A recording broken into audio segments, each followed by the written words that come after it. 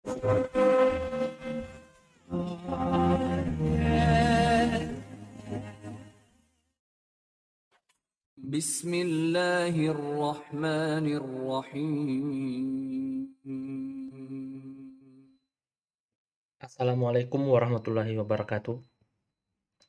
Selamat siang teman-teman sekalian. Semoga teman-teman sekalian tetap selalu diberikan kesehatan dan kekuatan sehingga dapat melakukan berbagai macam aktivitas dalam kesehariannya, terutama dalam mengikuti proses pembelajaran dalam perkuliahan. Dan pada kesempatan ini kita akan membahas terkait Undang-Undang Kesehatan, di mana dalam undang-undang ini mengatur berbagai macam aturan-aturan yang terkait kesehatan, terkhusus pada profesi kefarmasian tentunya.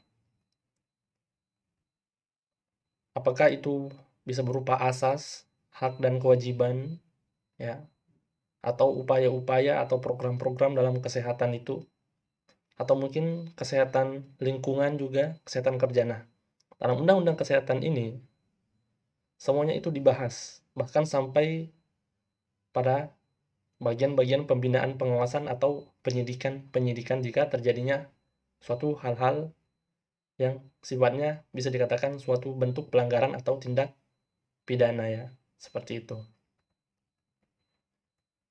Untuk lebih jelasnya, kita akan membahas lebih dalam lagi terkait undang-undang kesehatannya, aturan-aturan yang mengatur tentang kesehatan.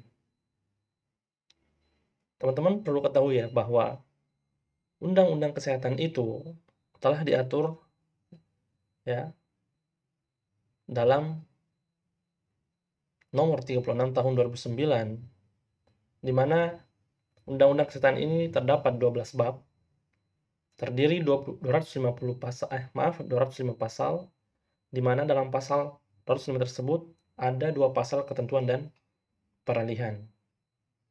Jadi teman-teman bisa melihat ya, saking diaturnya terkait kesehatan itu, sehingga kemudian terdiri dari 12 bab dan terdiri atas 205 pasal. Nah, untuk lebih lanjutnya terkait apa aja yang dibahas dalam Undang-Undang Kesehatan ini dalam 12 bab ini atau dalam 205 pasal ini, kita akan mentelaah atau melihat lebih dalam lagi apa aja yang dicakupnya. Nah, teman-teman bisa melihat ya bahwa ini merupakan sistematika dari Undang-Undang Kesehatan, ya, yaitu nomor 36 tahun 2009. Nah, teman-teman bisa melihat bahwa di sini ada sistematikanya. Yang pertama adalah ketentuan umum, kemudian ada asas dan tujuan, dan selanjutnya adalah hak dan kewajiban, ya, hak-hak tenaga kesehatan itu dan apa aja kewajibannya, ya. Kemudian tanggung jawab pemerintah terhadap kesehatan ini, baik pada pelayanan kesehatan maupun pada profesi-profesi kesehatan tentunya. Kemudian ada sumber daya di bidang kesehatan. Apakah itu sumber daya alam, sumber daya keuangan, sumber daya manusia. Kemudian ada upaya-upaya kesehatannya. Ini bisa dikatakan sebagai program-program, ya, atau terobosan-terobosan yang dilakukan oleh instansi-instansi pemerintah, baik itu dari Kementerian Kesehatan sendiri maupun instansi-instansi yang sifatnya lokal. Kemudian dalam Undang-Undang Kesehatan ini juga mengatur terkait kesehatan ibu, bayi, ya, anak, remaja. Ini remaja ya teman-teman. Kemudian orang-orang yang udah tua, ya, lanjut usia, dan penyandang cacat. Kemudian selanjutnya adalah dibahas juga terkait gizi, ya. Kemudian kesehatan jiwa, penyakit katastrofik atau non katastrofik, atau penyakit menular dan tidak menular, Dibahas juga terkait kesehatan lingkungan, kesehatan kerja, kemudian pengelolaan kesehatan, informasi kesehatan, pembiayaan kesehatan yang terkait finansial, dan yang kemudian adalah peran serta dari masyarakat itu. Dalam hal ini, intervensi-intervensi atau cakupan-cakupan atau sumbangsi yang diberikan oleh masyarakat demi tercapainya suatu program kesehatan yang digagas oleh pemerintah atau instansi-instansi atau organisasi-organisasi kesehatan yang ada ya. Kemudian selanjutnya adalah dibahas juga dalam Undang-Undang Kesehatan itu sebagai adanya Badan Pertimbangan Kesehatan. Ya, ini merupakan suatu badan, ya bisa dikatakan suatu grup ya yang mengatur gimana sih kesehatan di masyarakat itu bisa terjadi hal-hal yang diinginkan secara bersama. Dalam artian, kita tuh pengennya ada suatu program-program yang membuat masyarakat itu menjadi lebih sehat dan terhindar dari berbagai macam penyakit ya. Apakah penyakit itu yang menular maupun penyakit yang tidak menular. Selain itu, dibahas juga terkait pembinaan dan pengawasan. Nah, pengawasan ini juga perlu ya. Mungkin instansi ya, organisasi yang tepat pada pengawasan ini itu adalah Badan POM. Kalau dari wilayah farmasis atau obat dan makanan serta kosmetik. Kemudian ada tim penyidikan. Ya, ini penyidikan dilakukan jika adanya tenaga kesehatan yang melakukan pelanggaran-pelanggaran. Tentunya ini melanggar kode etik dari suatu profesi ya, dari suatu organisasi profesi. Maka dari itu akan dilakukan suatu bentuk penyidikan yang kemudian pada akhirnya apakah diberikan sanksi, baik itu administratif atau sanksi sosial atau bahkan bisa berujung pada sanksi pidana. Jika memang benar-benar pelanggaran dilakukan itu sangat berat ya, artinya tidak bisa ditoleransi lagi ke dalam bentuk sanksi administratif atau sanksi sosial. Kemudian ketentuan pidana ya. Ketentuan pidana ini yang telah dijatuhkan kepada profesi kesehatan yang telah melakukan pelanggaran-pelanggaran dalam bidang kesehatan tentunya yang telah memang diatur dalam baik dalam undang-undang maupun dalam organisasi profesi itu sendiri. Kemudian ada ketentuan peralihan dan selanjutnya adalah penutup. Baik teman-teman, untuk selanjutnya adalah terkait bab ketentuan umum ya, di mana teman-teman bisa melihat bahwa pasal satunya itu berbunyi terkait definisi kesehatan ya. Apa maksud dari atau definisi dari sehat itu ya. Jadi di sini bisa dilihat bahwa kesehatan itu merupakan suatu bentuk kondisi di mana seseorang itu harus benar-benar sehat baik secara fisik ya maupun secara sosial serta mentalnya. Sehingga kemudian karena adanya kondisi seperti ini itu dapat memungkinkan tiap orangnya untuk hidup produktif secara sosial dan ekonomi. Ya. Kemudian selanjutnya diatur juga ya definisi dari tenaga kesehatan itu. Nah, bisa dilihat di sini teman-teman bahwa tenaga kesehatan itu merupakan orang yang melakukan pengabdian pada bidang ya, bidang kesehatan atau profesi kesehatan tertentu serta memiliki ilmu tentunya ya dan memiliki skill dengan melalui pendidikan yang digeluti di bidang kesehatan tersebut ya. Di mana bidang kesehatan itu tentunya memerlukan kewenangan untuk melakukan upaya-upaya kesehatan yang digagas, baik yang digagas oleh pemerintah sendiri maupun yang digagas oleh organisasi profesi kesehatan. Kemudian dalam bab 1 juga itu ya, dalam pasal 1 itu dibahas juga terkait fasilitas pelayanan kesehatan. Fasilitas pelayanan kesehatan itu apa aja gitu? Apakah itu berupa alat atau tempat di mana hal-hal tersebut dapat digunakan untuk melakukan atau menyelenggarakan berbagai macam upaya pelayanan kesehatan, apakah sifatnya promotif, preventif, kuratif, atau bisa juga sebagai rehabilitatif. Di mana kegiatan-kegiatan ini tentunya dilakukan oleh pihak-pihak baik dari pemerintah daerah ataupun oleh masyarakat umum yang berada di sekitarnya. Kemudian dalam pasal 1 tersebut juga diatur terkait teknologi kesehatan. Ya, didefinisikan bahwa teknologi kesehatan itu adalah segala jenis bentuk alat atau metode yang ditujukan untuk membantu menegakkan diagnosa ya dalam suatu pasien tentunya. Bisa juga digunakan untuk membantu mencegah atau menangani permasalahan kesehatan manusia, dalam hal ini adalah masyarakat sendiri.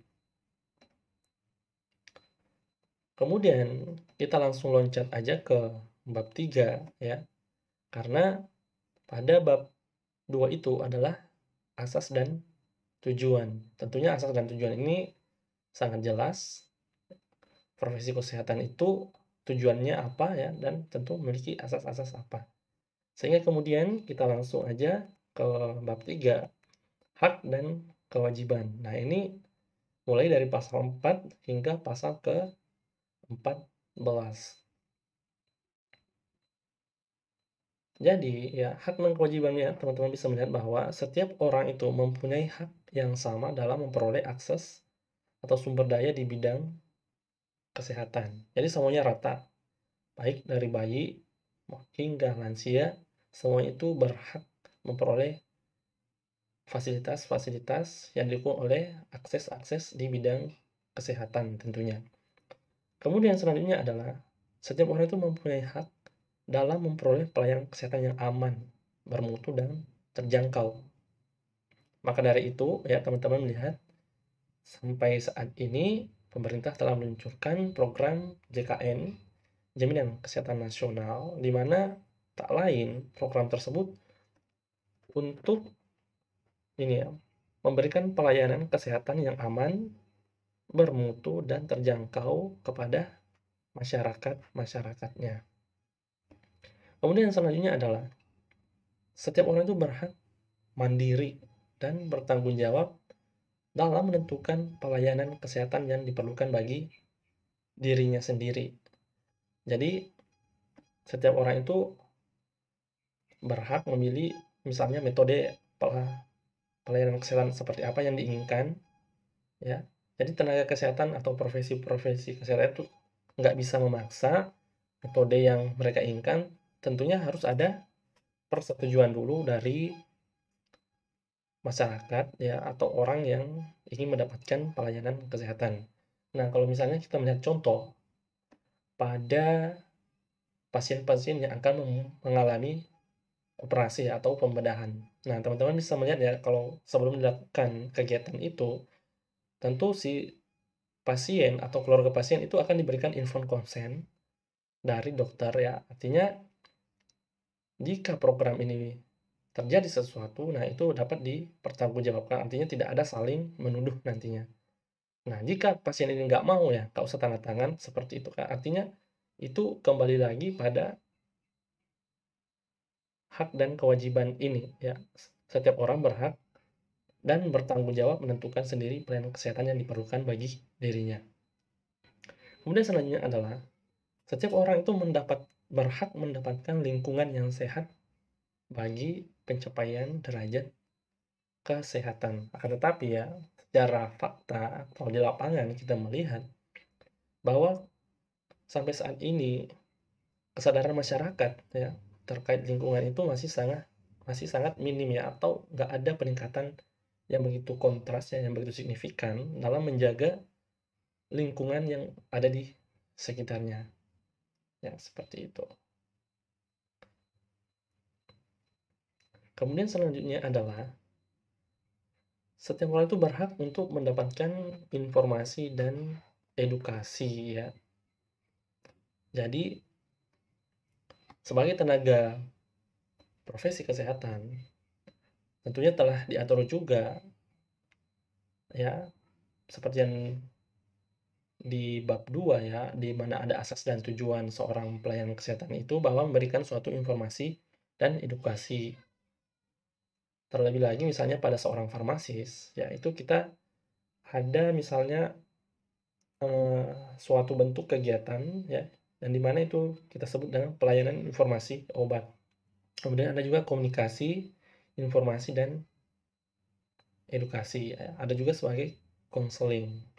Nah, saya rasa ini sangat jelas ya bagi seorang farmasis, sehingga kemudian pasien itu benar-benar mendapatkan haknya, yaitu mendapatkan informasi dan edukasi ya, apakah terkait penyakitnya sendiri maupun terkait obat-obat yang dia konsumsi.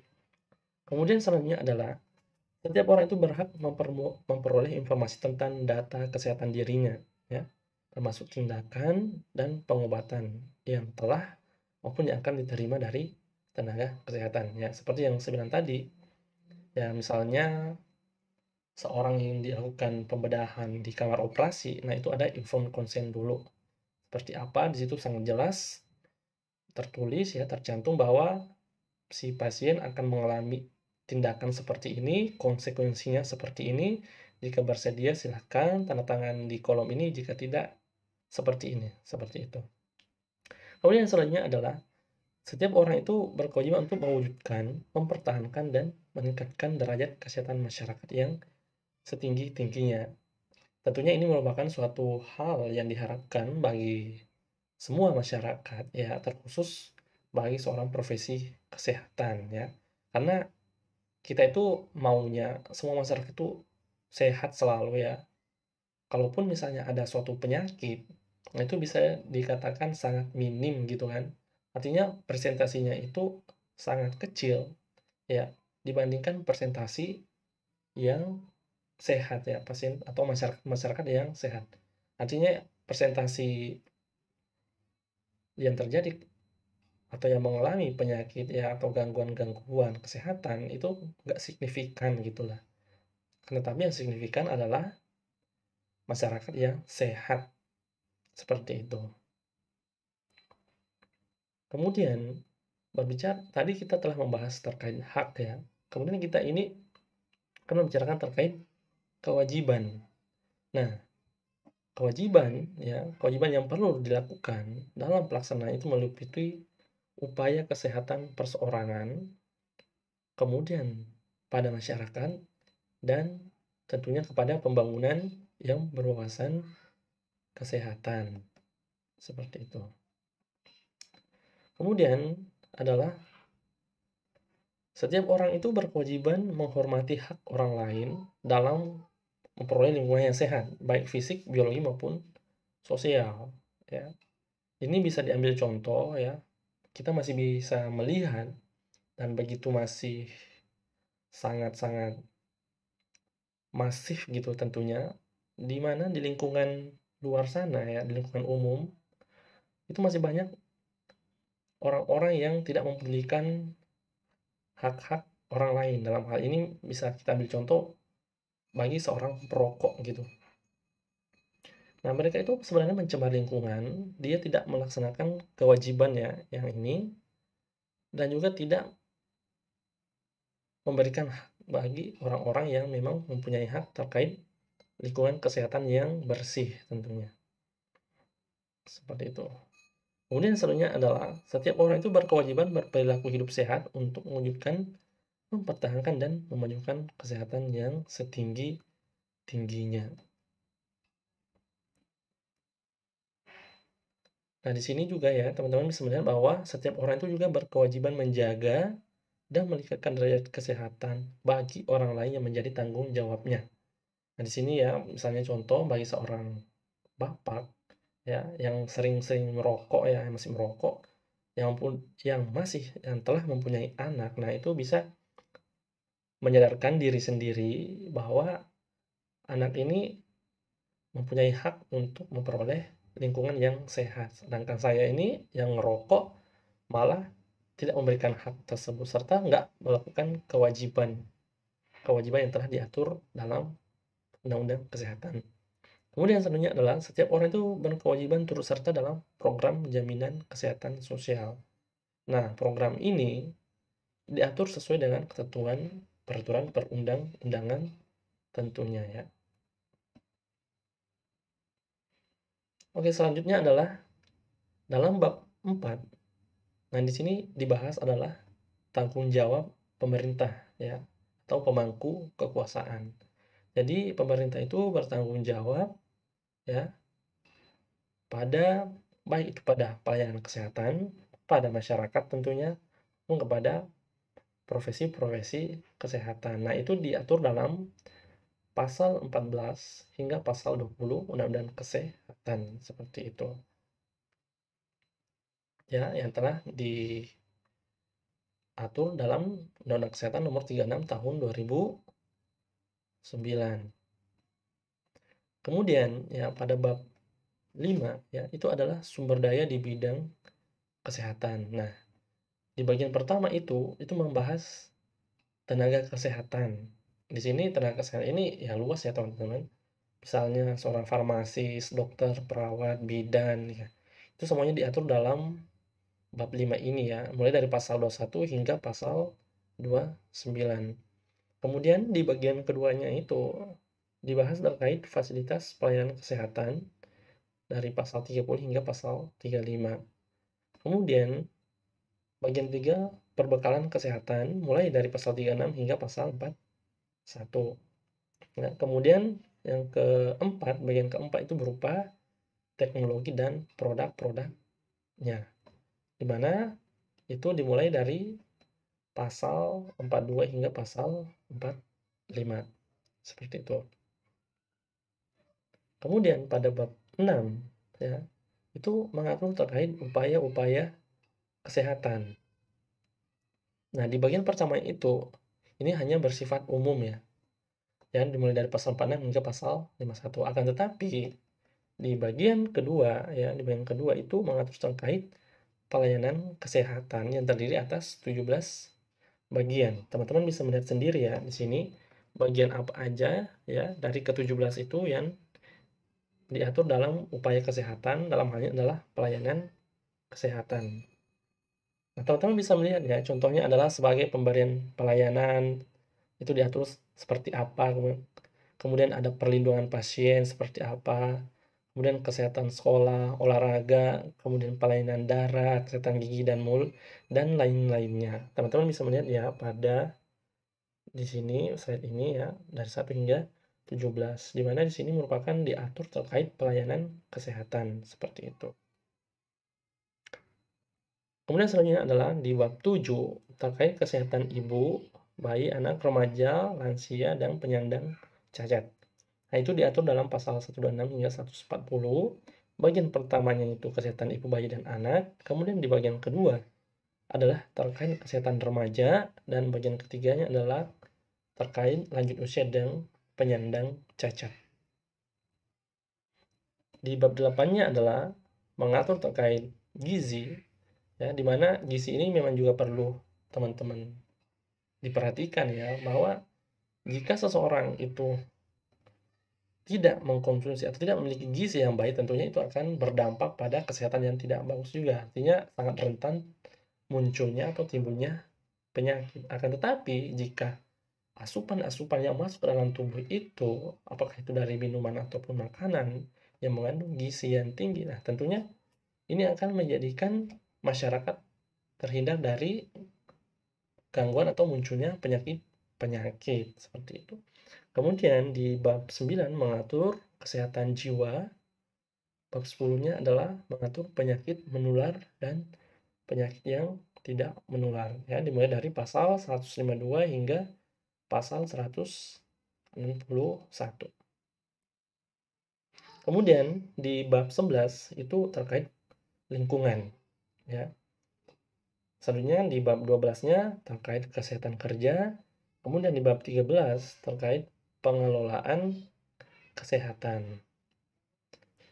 Terus selanjutnya ya, di bab 14 itu adalah informasi-informasi kesehatan. Nah, informasi-informasi kesehatan ini ya, teman-teman bisa melihat banyak informasi itu telah lakukan diupayakan oleh pemerintah agar informasi kesehatan ini sangat mudah diakses, ya, gampang untuk dicermati, ya, gampang dipahami, baik itu melalui media periklanan misalnya dari media TV, media radio, hingga sampai kepada media-media leaflet misalnya, poster, ya, brosur, buletin, dan lain-lain. Nah, itu merupakan suatu upaya-upaya pemerintah atau upaya-upaya organisasi profesi untuk memberikan suatu informasi kesehatan kepada masyarakat tentunya, hingga harapannya adalah masyarakat menyadari bahwa informasi-informasi yang diberikan dalam platform media-media tersebut, nah, itu dapat direalisasikan tentunya. Kemudian yang selanjutnya adalah terkait pembiayaan kesehatan. Nah, ini mungkin teman-teman bisa melihat ya, kalau misalnya masuk di puskesmas untuk berobat, ya, atau menemani family atau di rumah sakit. Nah, di situ secara jelas, ya, dari tim kesehatan itu akan memperlihatkan bahwa terkait biaya-biaya yang akan ditanggung, ya, atau akan dibayarkan oleh si pasien yang sedang menembus pelayanan kesehatan, misalnya apakah itu berupa obat, apakah itu berupa alkes, atau yang semisalnya. Kemudian yang selanjutnya adalah di bab 16 terkait peran serta masyarakat.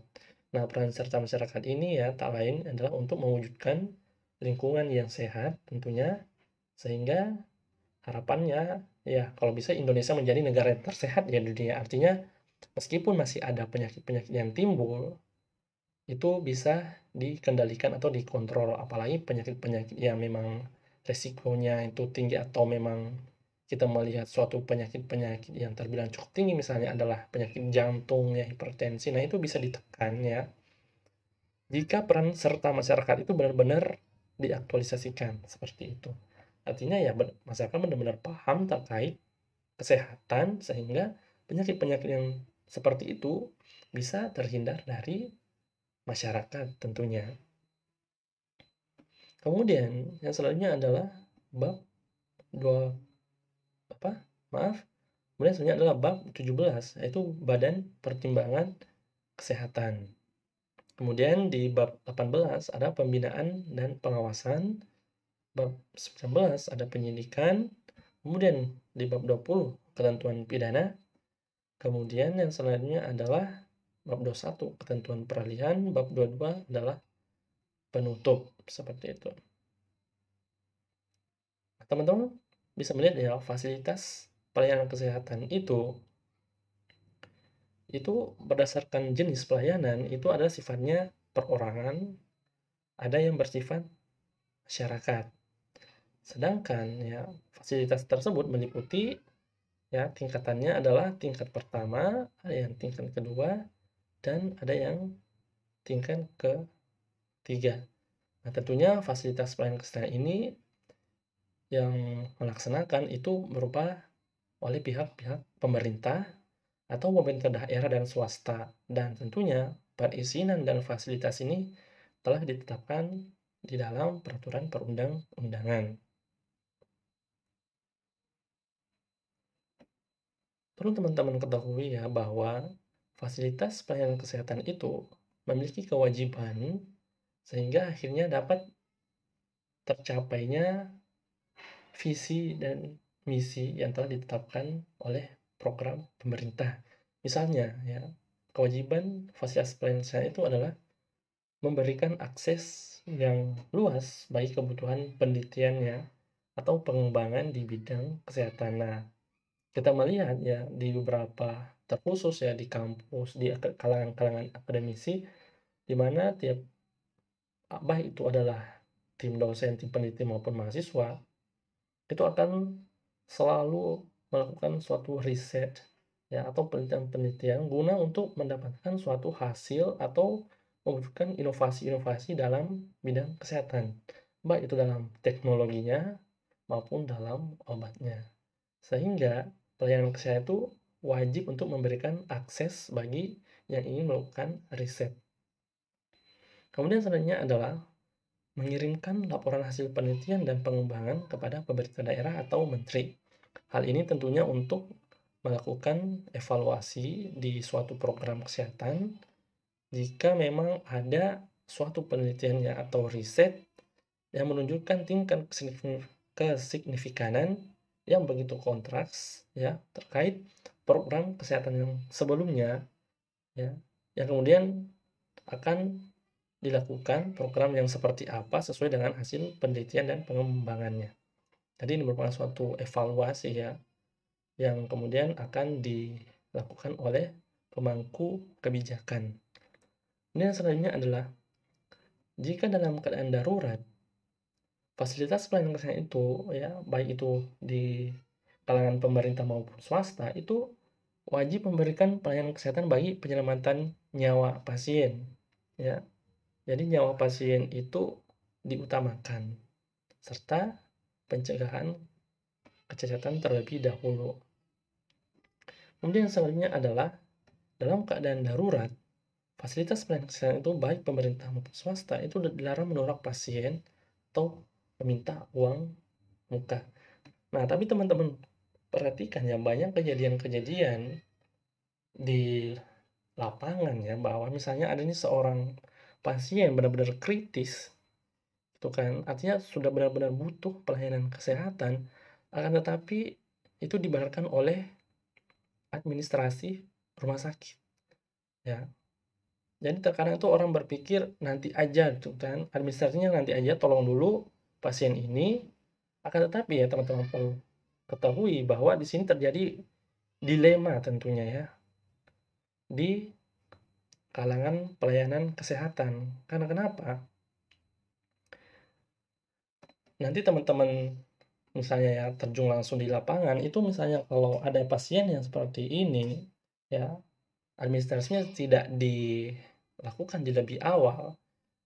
Takutnya nanti itu jika dilakukan tindakan ya, tindakan kesehatan pada seorang pasien itu kemudian terjadi hal yang tidak diinginkan ya. Anggaplah misalnya terjadi pasien tersebut meninggal dunia, nah tentunya ini akan berurusan panjang nantinya.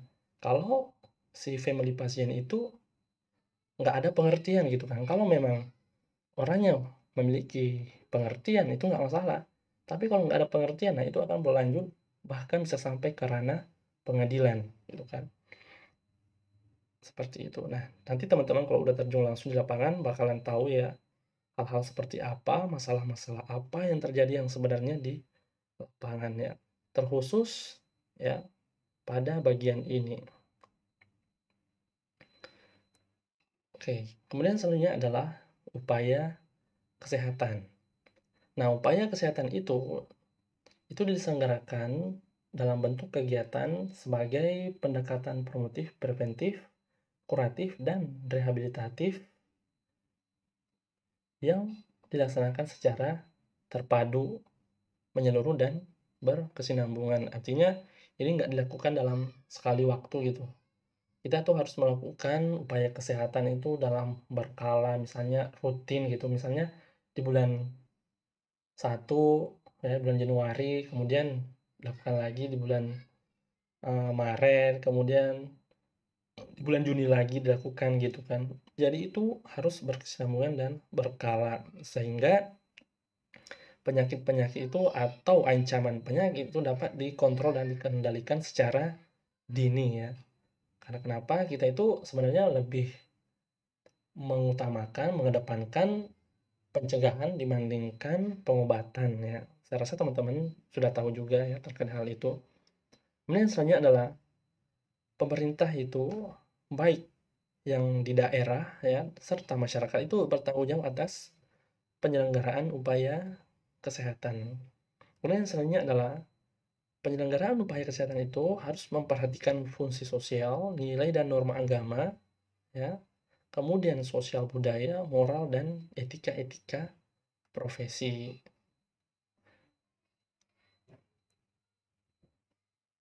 Kemudian berbicara terkait perlindungan pada pasien ya. Jadi pasien itu berhak menerima atau menolak sebagian atau keseluruhan tindakan pertolongan yang akan diberikan padanya. Seperti itu. Apakah dia tuh udah paham ya ataupun belum paham gitu loh. terkait informasi tindakan apa yang akan diberikan pada pasien tersebut. Ya, dia tuh berhak menerima ya atau menolak. Nah, ini berbicara tadi terkait informed consent ya. Kemudian yang selanjutnya adalah hak menerima atau menolak itu tidak berlaku ya jika penyakit dapat secara cepat menular ya ke dalam masyarakat lebih luas. Nah, teman-teman bisa melihat ya pada saat sekarang ini kita masih dilanda dengan COVID-19. Nah, tentunya informed consent itu nggak berlaku ya, bisa dikatakan nggak berlaku karena COVID itu kan sifatnya menular gitu. Nah, kemudian yang kedua adalah hak tersebut tidak berlaku jika keadaan seseorang itu tidak menyadarkan diri ya, atau terjadinya gangguan mental. Dalam hal ini adalah gangguan psikis, bisa dikatakan orang yang gila gitu. Nah, itu nggak berlaku ini, informed consent itu ya, menerima atau menolak itu nggak berlaku. Jadi, ya teman-teman perlu ingat bahwa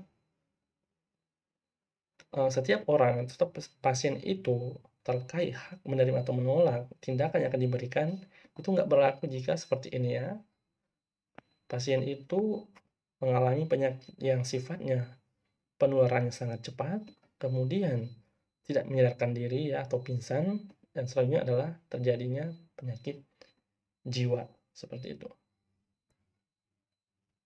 Oke, terima kasih teman-teman.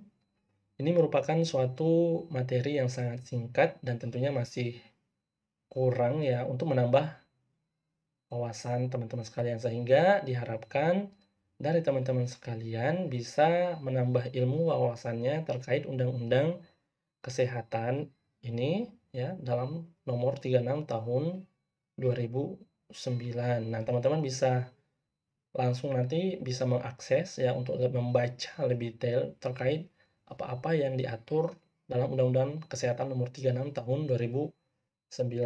Dan tentunya semoga materi yang singkat ini dapat memperluas ilmu teman-teman terkait undang-undang atau aturan-aturan dalam kesehatan, terkhusus kepada saya sendiri yang fakir ilmu. Dan jika ada kesalahan-kesalahan baik itu dalam proses penyampaian video pembelajaran maupun slide-slide dalam presentasi yang masih banyak typo, mohon dimaafkan. Saya undur diri, lebih dan kurangnya mohon dimaafkan. Wassalamualaikum warahmatullahi wabarakatuh.